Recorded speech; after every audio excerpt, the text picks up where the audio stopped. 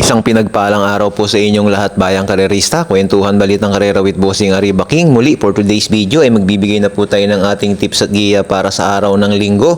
Sunday Racing August 16, 2026 bayang karerista at meron siyam na karera ngayon. Magaganda po ang lineup ngayong araw ng linggo bayang karerista. Tara, let's go. Pagkwentuhan na po natin to.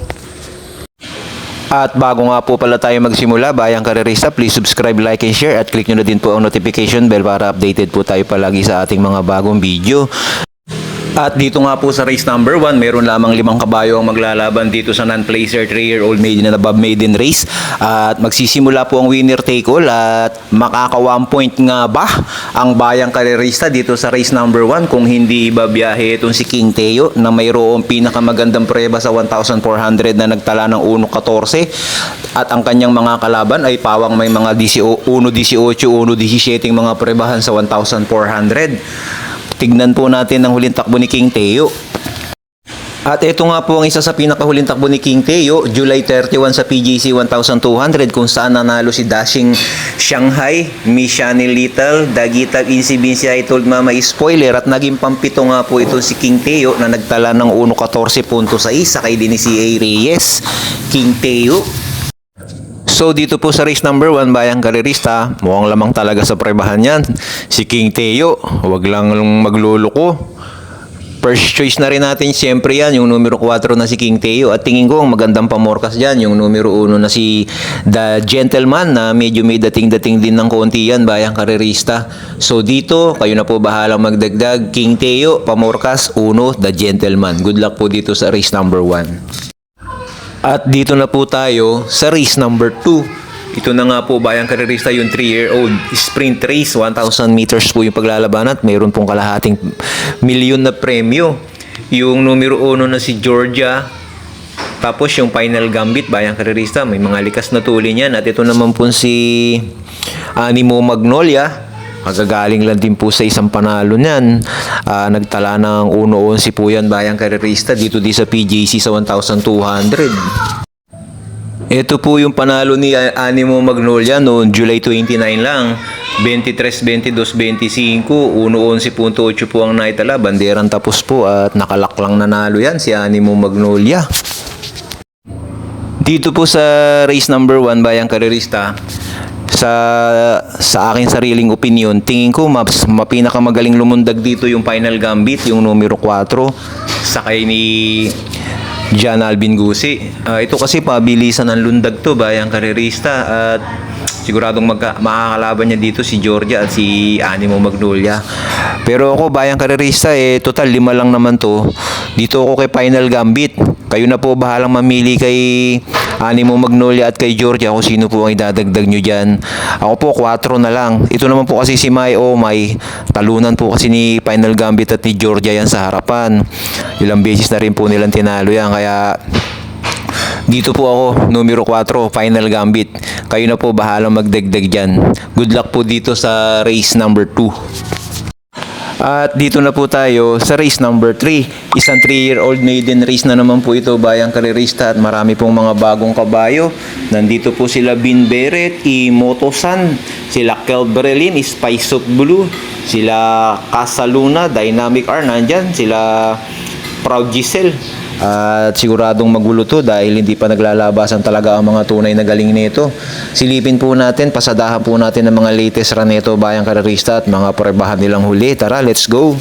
Takes the pace by Awadahera and being hounded now by Imoto-san takes the top spot then so as Tough Customer is still in second spot and remains in fourth position is Red Bell around the fourth third in a very tight competition between Tough Customer and Imoto-san running beside the rail and they are last 400 meters more to run. There is still Tough Customer by for Hapalake now from Imoto-san steering second and steering third position is Queen Bell and Red Bell is the last of all. They are off the stretch is still in a 1-on-1 situation between Imoto-san and Tough Customer. Tough Customer has a clear path now by 2 lengths from Imoto-san trying to chase back his Queen Bell or Red Bell steering fourth. It's all Tough Customer wins the body race, beating Imoto-san. Queen Bell was third. Imoto-san 114.4, pangalawa kay top customer sa kanyang barrier trial last July 18 dito sa PJC 1200. Imoto-san. Up second is Bean Parrot, still in third position, and Coasting and Steel is Mahuzai Hinduro Eugene Bell, and last of all is Audacious around the final turn. It's now Miss Comaneci by some 4 lengths down from Mahuzai Hinduro that on the inside, and driving off third is Bean Parrot, Eugene Bell, and Audacious. It's all Miss Comaneci putting away wins a double-digit rock in the end. First at the finish, beating At yun nga po ang takbo ni Bint Beret, pangalawa kay Miss Comenasi, 113.6 po yan, last August 1 lang dito sa PJC. Bint Beret, couple ni Imoto-san. Kel Brilliant. Then go Emago and a far behind to the Alpha Male. Around a final turn, he stayed in a one-on-one situation between Murabe and Benilas. And trying to chase back down in third position is Kel Brilliant. It's Murabe by 4 lengths now from Benilas. It's Murabe wins the batteries by 4 lengths in the end, beating Benilas. Then followed by Kel Brilliant. At yun nga po ang barrier trial ni Kebrelin, 1.12.8, last July 29 lang dito di sa PJC. Kebrelin. Away by 3 lengths, looking cool, the chaser, followed then by running on fairly well Dynamic Aaron, then came Native Yamamoto. Fairies laughter best to the rest, but at the 200 meters, Animo Magnolia is racing away. This is going to be a big win coming up, and Animo Magnolia, JB Hernandez down to the wire by 7. Second is going to be, in second spot, is going to be Dynamic R, followed then by Looking Cool. At iyon naman, si Dynamic R, meron din sarado 1.13 sa kanyang huling takbo, Animo Magnolia Pinorcasan. Last July 29 lang din po ito dito di sa PJC. Dynamic R. At ito naman po ang Novatora ni Frau Giselle. Pumorkas po kay Last Rose of Summer 1.16. Last July 31. Tumakbo po nung nakaraang araw yan, kaso lang na-scratch. Proud Giselle. At nito lang August 7, nag-barrier trial ito si Diane Forgiven. Maganda rin ang naitala. 1.14 sarado. Natalo niya si Hot Babe at si Mink Coat. Matuling kabayo yan. Si Mink Coat, tinalo niya dito. Sila Jubel's Glory. Diane Forgiven, mukhang meron na din to. Si Spice of Blue, naging pang-apat kay Tabicat noong August 7 din, doon sa may kabilang karerahan. Spice of Blue, pang-apat, 1.13 din ang naitala sarado. Spice of Blue. At ito naman po si Casa Luna, naging pang-pito dito kay Crunchy at Point of Balance, nagtala ng 115.4 PJC, last July 29 din po. Casa Luna, makakalaban din nila sa race 3. So yun, dito nga po sa race number 3, nakita nyo po lahat ng kanilang mga pruebahan at mga last race po nila, bayang karerista. At ito po kasi mga bagong kabayo na to, iba-iba pa ang nagiging takbo. Yung mga barrier trial nila at mga novato, minsan hindi pa yun ang talagang buti nila, baka may mga itinatago pa. Dito po sa race na to, bayang karerista, medyo mahirap to, anybody's race to. First choice ko dito, yung numero 6 na si Kelbrelin, na sasakyan po ni JM Storke ngayon. Mayroon nga pong 1.12 to sa 1,200 sa kanyang barrier trial. At ang kukuhanin ko po second choice bayang karerista, yung numero 1 na si Bint Beret na couple entry with Imoto-san. At isasama ko pong pandihado ko dito yung numero 6, numero 5, Frau Giselle. Ito po si Proud Giselle, bayang karerista, sasakyan ng Buenas na apprentice ngayon, JB Pilitro. Porsyonada ko po itong pandihado, bayang karerista. Ang gandang kabayo po nito, medyo abu-abuhin to kung di ako nagkakamali. So dito, tatlo tayo, bayang karerista. Kayo na po bahalang magdagdag bawas. Total, nakita nyo naman po yung mga huling takbuhan nila. Mga pan-trifecta nyo, galingan nyo dito, tsaka quartet, dahil sigurado maganda trifecta quartet nito. So dito, 6, 1, at tsaka 5 tayo. Good luck po dito sa race number 3. At dito na po tayo sa race number 4. Isang anybody's race na naman to. Parerang alam nyo na to. Dito po sa laban na to, sa tuwing maglalaban-laban sila, iba-iba lang nananalo. Walang dumadalawang sunod. Kung may nanalo, sa susunod matatalo kahit maganda itinakbo. Kada magtatapat-tapat sila, iba ng iba nananalo. Bayang karerista, parang nagbibigayan lang yung mga grupo na to. So dito sa race number 4, dito ko lalagay sa alaga ni Anthony Tots Henson, yung numero 7 na si Anna Prague. First choice ko yan, sa kay ni Nel na Hilat.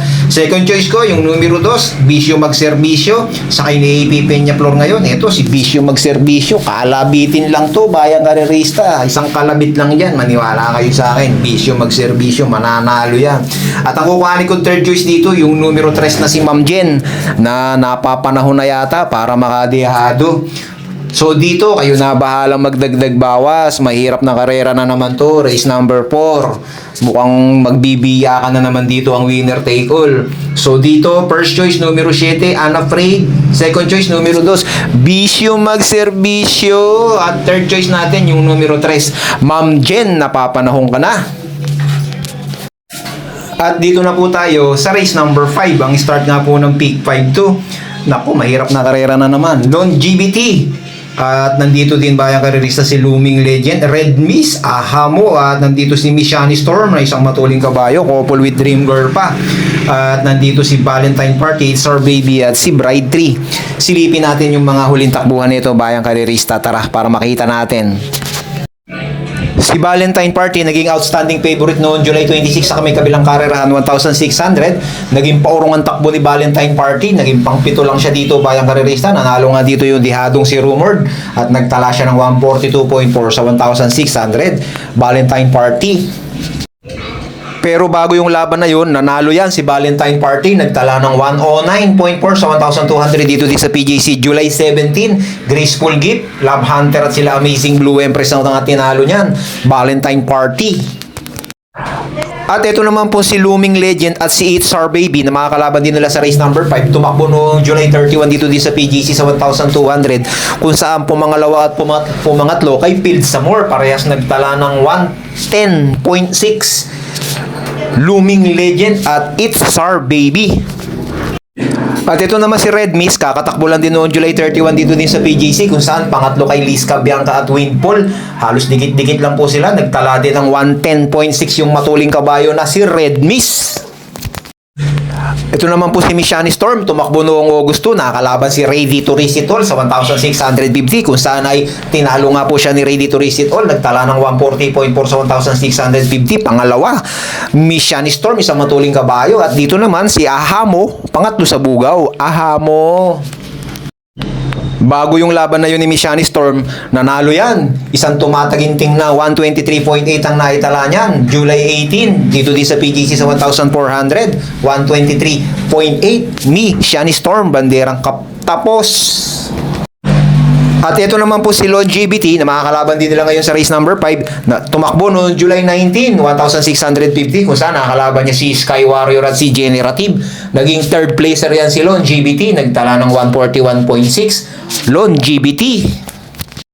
So dito po sa race number 5 bayang karerista, magkakasubukan sila Red Miss, Miss Shani Storm at si Valentine Party dyan sa unahan dahil yan ang mga matutulin dyan.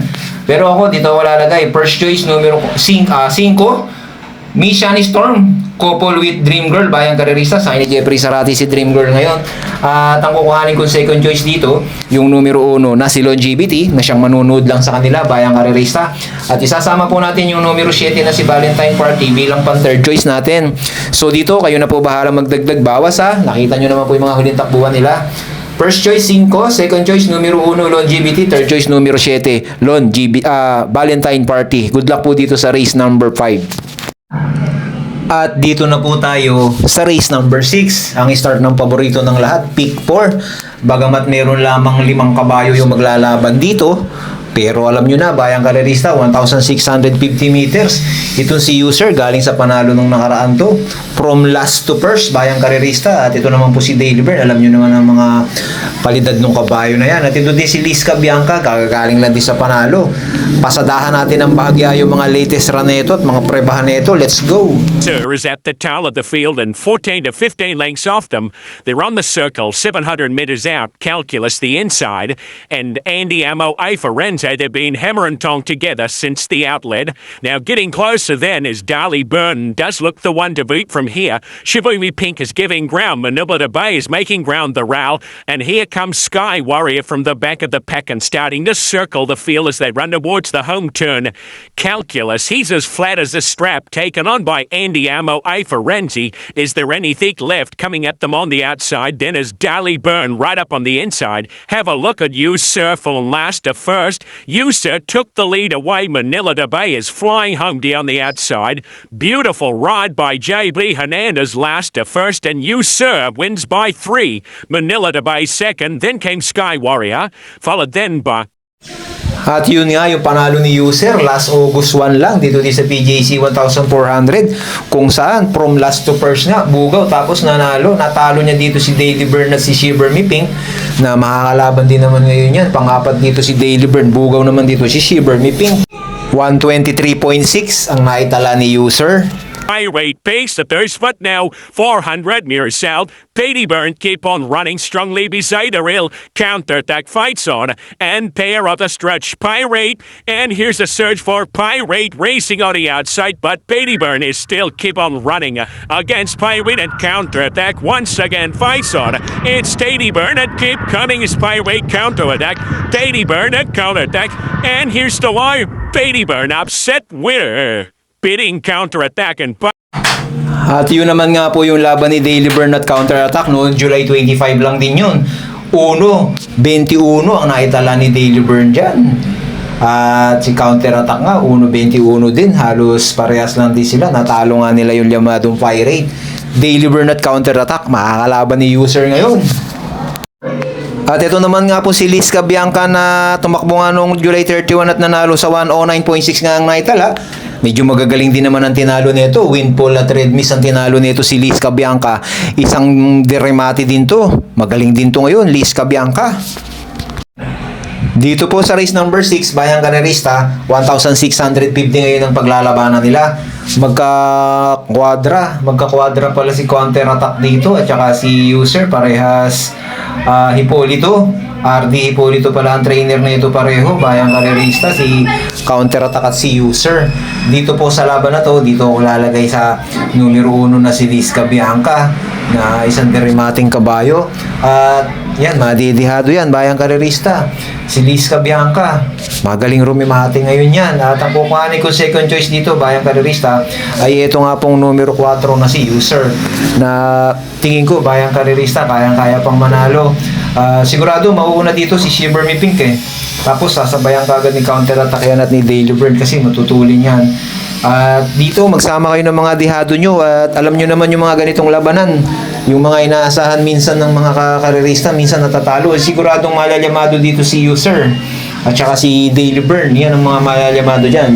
Tapos baka tersero lamado si Liz Cabianca dahil galing nga sa panalo.